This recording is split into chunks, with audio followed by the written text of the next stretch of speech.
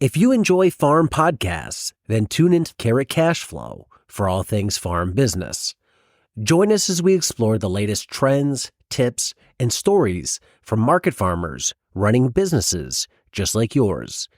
Whether you're a seasoned farmer or just starting out, our podcast has something for everyone. Listen in and grow with us. Available on all major podcast platforms. Don't miss out. Subscribe to Carrot Cash Flow today. Yeah, I think the hard part for people is sitting down at the beginning and saying, where do I want to go with my farm and how fast do I want to try and get there? And that's the problem. That's where the problem is. That second question, how fast do I want to get there? They say they want to get there next year. By December 2025, I want to be making $50,000 a year. And I hate to tell people that's, if you're a first year farmer, that's not going to happen unless you're just amazing. Low odds. Very. So let me give you one example. I had an intern. I constantly have interns, like 6-7 months, and then they go start their own farm or whatever. And I had this kid. His name's Alejandro. He's an amazing guy. He come out and he was with me for 9 months, and he knew he wanted to do this. So he told his wife, he goes, I'm going to work for a solid year, save all the money I can save, pay down all my debt. So he did. He started his farm January 1st, 6 weeks ago.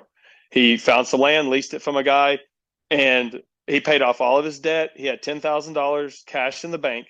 And that way, if it fails, he's got a fallback. And he's already selling.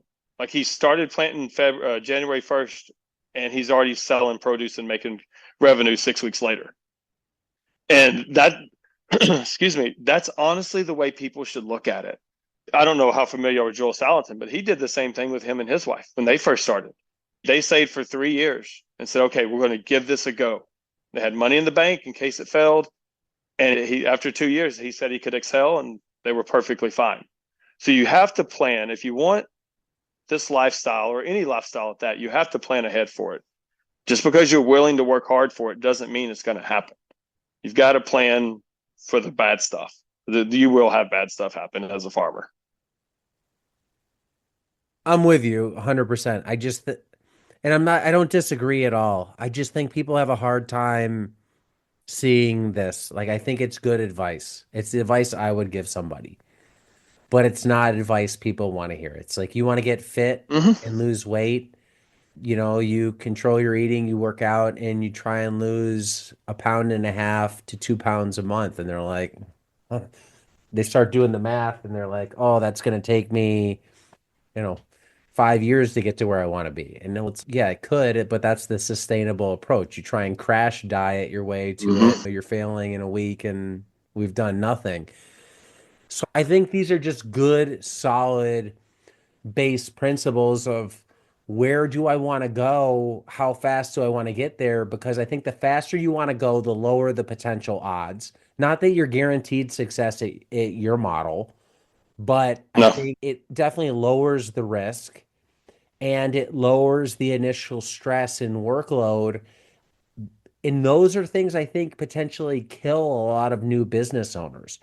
Overwhelm due to workload, overwhelm due to stress, and overwhelm, I think, can be mental and physical.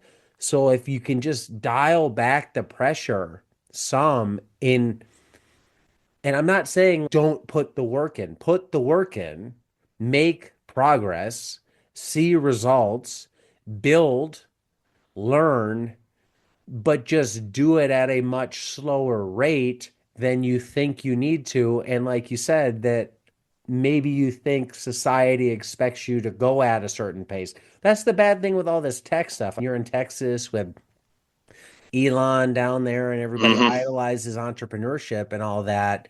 And they think it's literally, hey, to the moon. But very few people can handle that. And there's extreme costs to that.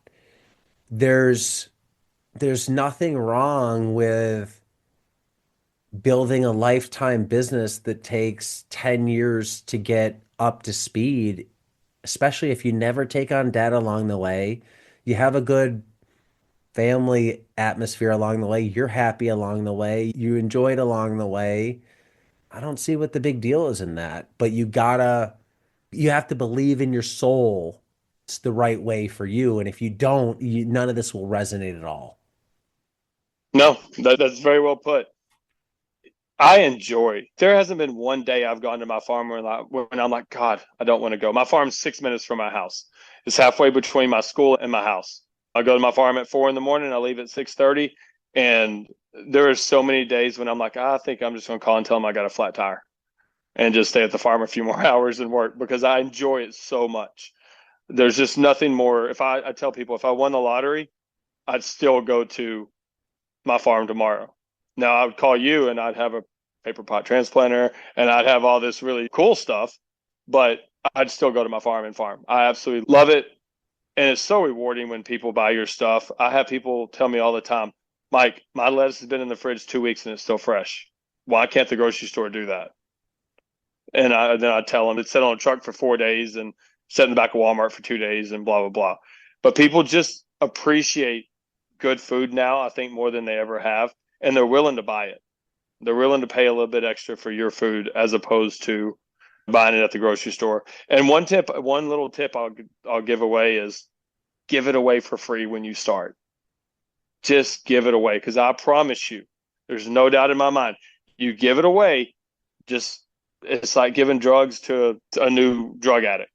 Like just give it away and then they'll come right back and start buying from you because they taste the freshness, the crispness. They're still good 6 or 7 days later. Or tomatoes. People tell me all the time because I sell to so many city people that's never had a fresh tomato. Mike, those tomatoes were like eating candy. Yeah, because they weren't hydroponically grown. Sorry to the hydroponic people. Soiled tomatoes just taste better. And they've only had Kroger tomatoes before. So people will buy it. So if you have to give it away free your first 6 months, do it because you're going to gain a customer base from just that one little tip right there. Hello, growers. Protect your crops from harmful insects with Modern Growers Insectanet. This top-tier insect netting made by Modern Grower shields your plants from pests and harsh weather, boosting your yields without harmful sprays. Insectanet's unique design allows 90% of the light to pass through and is easy to use with low tunnel systems like our Quick Hoops. It's soft, elastic, and durable, perfect for field use to help ensure that your crops thrive. Say goodbye to pest damage and hello to healthier, market-ready produce. Invest in Insectanet and see the difference it makes. Get Insectanet at shop.moderngrower.co or using the link below.